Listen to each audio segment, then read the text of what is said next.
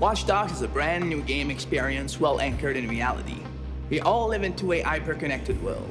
The next step is the concept of smart cities, a system that manages entire cities to solve complex problems. Traffic jams, war against crime, power management. This concept is real. In our game, we call it the CityOS program. CityOS is real. We should be able to see it, right? What we wanted to do was make the invisible visible, of course. In Watch Dogs, the entire city of Chicago is ruled by a system of data dedicated to citizens. But what about cities that are closer to us, like Berlin, London or Paris? Are they smart cities already? The answer is yes, definitely. And that's what we wanted to prove with Watch Dogs WeareData. We are all living in an hyper-connected world, but are not necessarily aware of that. With Watch Dogs WeareData, we give everyone the access to data that are managing our everyday lives, either on public transportation fields or on social network activities. We want to empower people by making them realize what's currently happening with data in our lives. It's not the future, it's now and it's real. Creating Watch Dogs WeareData was a huge technological challenge. The team that worked on the project was made of more than 15 people. The creative team, one data analyst for France, one for England, one for Germany, the project managers, of course, and many developers.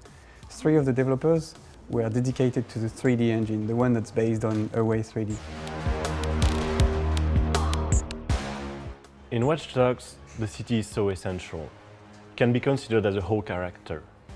And that's why we had to focus our attention on the craft of Watch Dogs WeareData city map. So we made buildings appear in volume and 3D in real time. So the key idea was to make the buildings burst out of the cadastral data, which are usually used for administrative purposes. In a word, imagine your tourist city map suddenly turning into 3D. And this is how we created a fully immersive environment without a single drop of 3D modeling.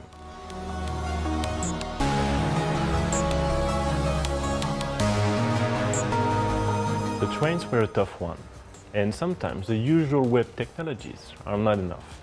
So we had to go beyond and watch over what was done in the transport industry. And in the end, we ended up using the same standard that the one used to manage the Portland metropolitan area. That way, we can show the real way the train moves.